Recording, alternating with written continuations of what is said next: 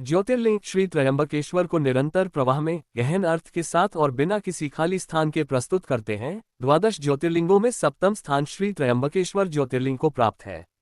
यह महाराष्ट्र के नासिक क्षेत्र में ब्रह्मगिरी पर्वत के पास स्थित है। ये वही स्थान है जहां से गोदावरी नदी का उद्गम माना जाता है। त्र्यंबकेश्वर केवल एक तीर्थ नहीं, बल्कि सृष्टि, संरक्षण और परिवर्तन तीनों शक्तियों के संतुलन का केंद्र है। त्र्यंबक शब्द का अर्थ है तीन नेत्रों वाला। शिव के तीन नेत्रों का तात्पर्य केवल भौतिक आंखों से नहीं है। पहला नेत्र भूत अतीत को देखता है, दूसरा वर्तमान को और तीसरा भविष्य को।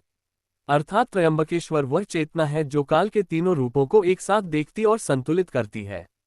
यही कारण है कि यह ज्योतिर्लिंग काल, कर्म और पुनर्जन्म से गहराई से जुड़ा हुआ है। त्र्यंबकेश्वर ज्योतिर्लिंग की सबसे विशिष्ट बात यह है कि यहाँ का शिवलिंग तीन भागों में विभक्त माना जाता है, जिन्हें ब्रह्मा, विष्णु और महेश का प्रतीक समझा जाता है। इसका दर्शनात्मक अर्थ यह है कि सृष्टि की रचना, पालन और संहार अलग अलग शक्तियां नहीं, बल्कि एक ही चेतना के तीन कार्य हैं। मनुष्य जब इन्हें अलग अलग मान लेता है, तभी भ्रम उत्पन्न होता है। गोदावरी नदी का यहाँ से प्रवाहित होना ये संकेत देता है कि ज्ञान और चेतना का स्रोत ऊंचाई से आता है और फिर वह समाज, जीवन और कर्म क्षेत्र में फैलता है। त्र्यंबकेश्वर में शिव केवल तपस्वी नहीं, बल्कि जीवनदायिनी धारा के मूल स्रोत हैं। यही कारण है कि इसे पितृदोष, कर्मबंधन और मानसिक ग्रंथियों से मुक्ति का स्थान माना गया है।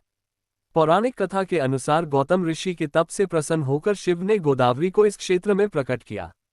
इसका गूढ़ अर्थ यह है कि तप और शुद्ध आचरण से ही जीवन में शुद्ध प्रवाह आता है। जब चेतना शुद्ध होती है, तभी कर्म भी शुद्ध होते हैं और वही शुद्ध कर्म आगे चलकर मुक्ति का मार्ग बनाते हैं।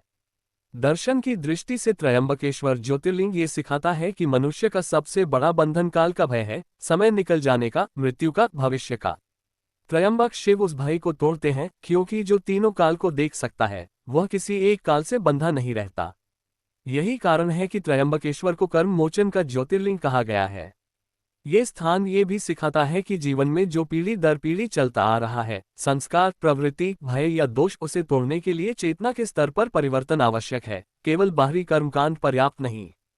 त्र्यंबकेश्वर इसी आंतरिक परिवर्तन का प्रतीक है। इस प्रकार सप्तम ज्योतिर्लिंग त्र्यंबकेश्वर हमें ये सिखाता है कि जो अतीत को समझे, वर्तमान को साधे और भविष्य से मुक्त हो जाए, वही त्र्यंबक को जानता है। जहाँ चेतना तीनों काल से ऊपर उठ जाती है, वहीं शिव साक्षात प्रकट होते हैं।